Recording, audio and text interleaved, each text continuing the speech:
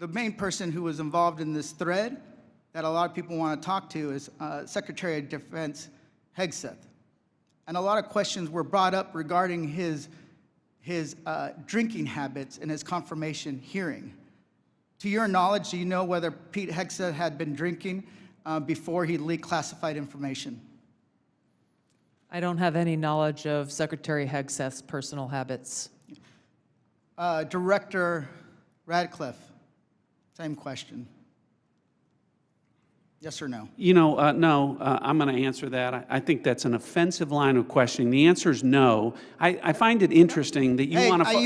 No, I'm going to answer. You asked me a question. You want an answer? No, listen. You don't want to focus on the good work that the CIA is doing, that the intelligence community. Director, I reclaim my time. Director, I reclaim my time. Here, I have huge respect for the CIA, huge respect for our men and women in uniform.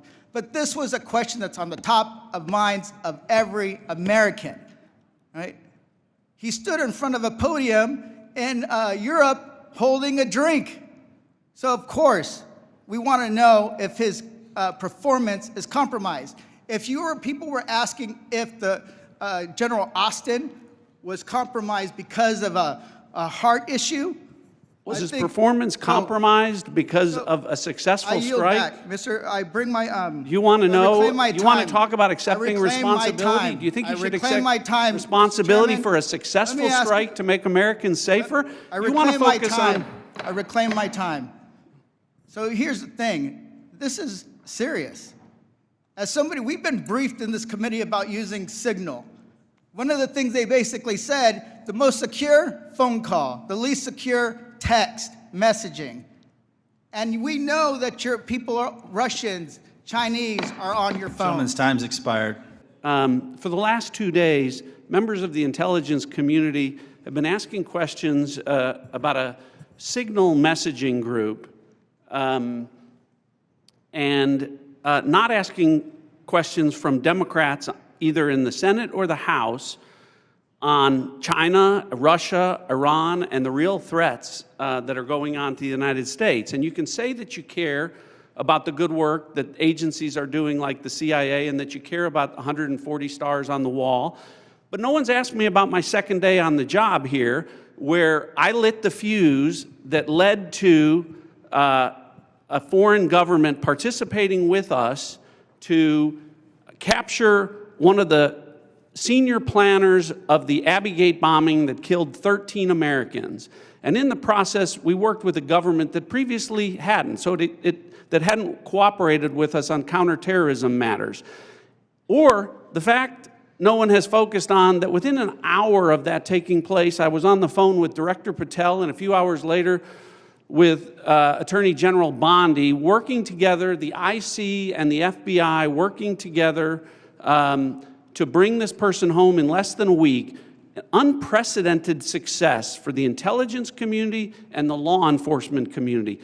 Exactly representative of the kind of work that we should be doing and the kind of work that an oversight committee should be asking about. But instead, we're getting questions about whether or not someone has drinking habits.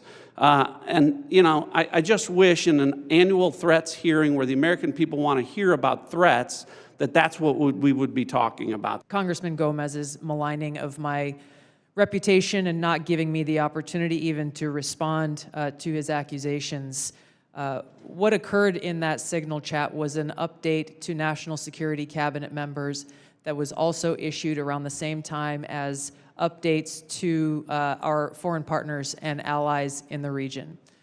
There were no sources, methods, locations, or names of targets that were included in that chat. The decision to conduct this operation had been made long before that conversation took place. I do take my responsibility very seriously and played an integral role in providing the intelligence community's assessments that led to the ultimate decision by the President to conduct an operation, which, by the way, was very successful and continues to be very successful. I was traveling at the time, and I was not playing a very specific role, as these chats reflect, in much of the conversation that took place there.